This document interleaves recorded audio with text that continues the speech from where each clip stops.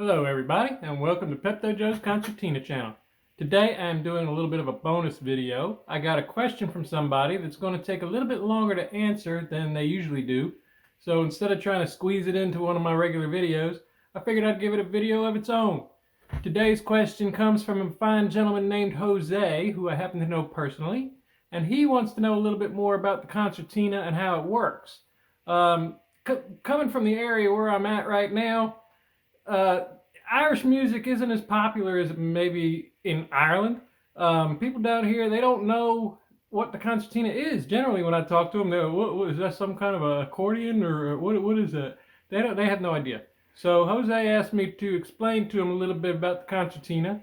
If you look it up online, there's all kind of crazy words like bisonaural and free reed, and that doesn't really tell you anything unless you're some kind of musician. So I'm going to break it down real simple. And first off, it was invented by some guy named Charles Wheatstone back in 1829 in England. It's kind of the version that I use is the Anglo Concertina. There are other versions, a duet and the English concertina. The one I use is the Anglo. Mine is a 30-button concertina. They come in 20 button, 30 button, and there's some that have a few extra buttons, 31, 30, whatever. So mine's got 30, and I will show you what they do right now. Okay, so here's my concertina.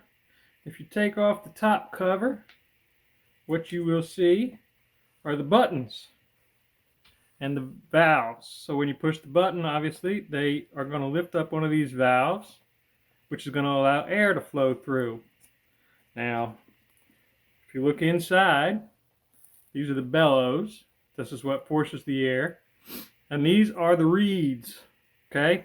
So the air is going to go through these reeds. And because this is an Anglo concertina, depending on if you're pushing or pulling, the air is going to go one way or the other, and each way makes a different note.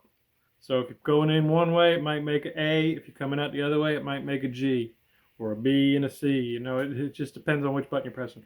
But each one makes two notes. So that's what the inside looks like. Obviously, it's the same on the other side.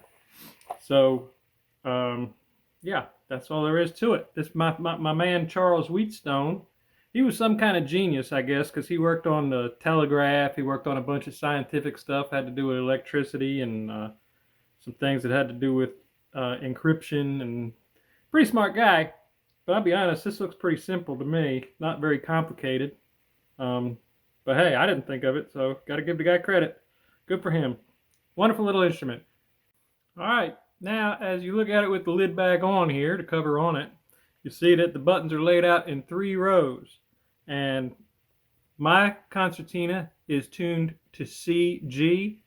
They come in different tunings, but mine is the CG, which is the most common, which means that the middle row is the C scale, and the inside row, the one closest to me when I'm playing, is the G scale.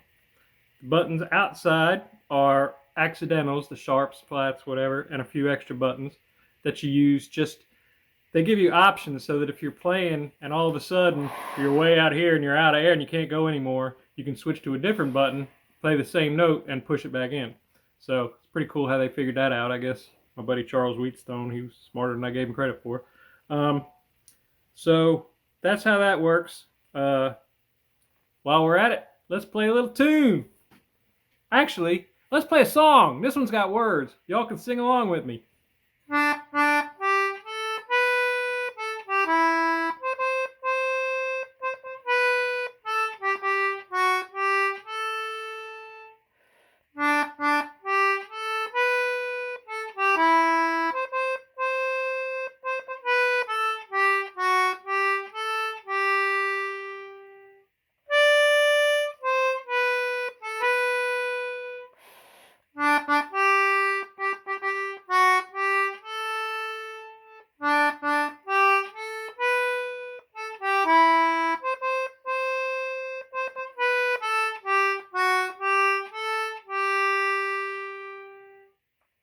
Alright, I hope you sang along, and if not, why not? We're having fun.